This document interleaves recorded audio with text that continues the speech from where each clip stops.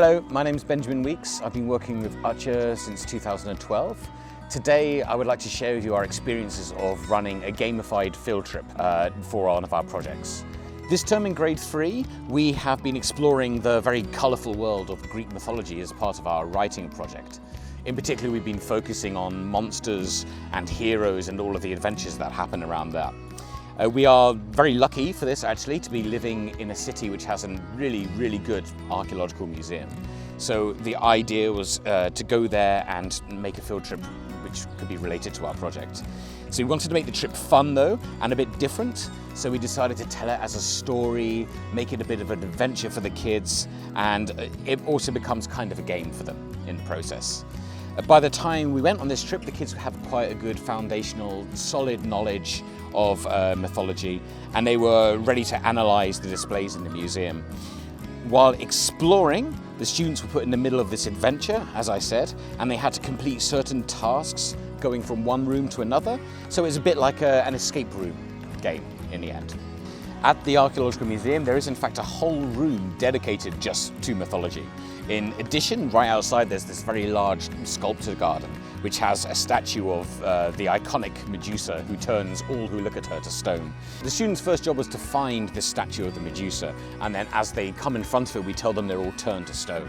And then they go into the museum and they have to complete certain tasks in order to not be stone anymore, in order to lift this curse. Most of these tasks would involve them going to find various exhibits. So one of the first ones, there's this very beautiful sculpture of a couple of sphinxes. So they have to go to the Sphinx and solve a riddle in order to progress.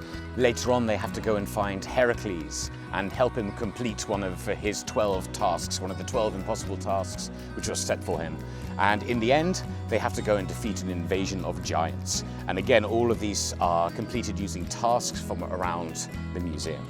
With this approach, our goal for the student was to have meaningful exposure to all of these exhibits, but also to be able to provide them with the tools to comprehend the many archaeological sites that they might visit in their life, around Turkey especially. Possibly, and maybe more importantly, this trip should hopefully stick in their memories for a very long time in a very positive way.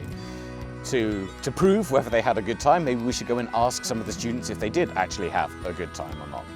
And today we went on a school field trip and the teachers gave me this type of worksheet, and my favorite part about it was the Phoenix riddle. I really like learning about history and it was really fun. I really got to experience a lot of it with my friends and my school buddies. First we went to the museum.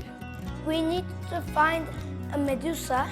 First the teachers taught us the clues, then we found Medusa, but when we looked at his eye, we turned frozen. Then we need to find Bess, the god, to make us back normal human, not frozen. We found Bess and Bess gave us some clues. We needed to find some secret objects in the museum. Lastly, we went out of the museum and we walked down to the search post. It was very fun.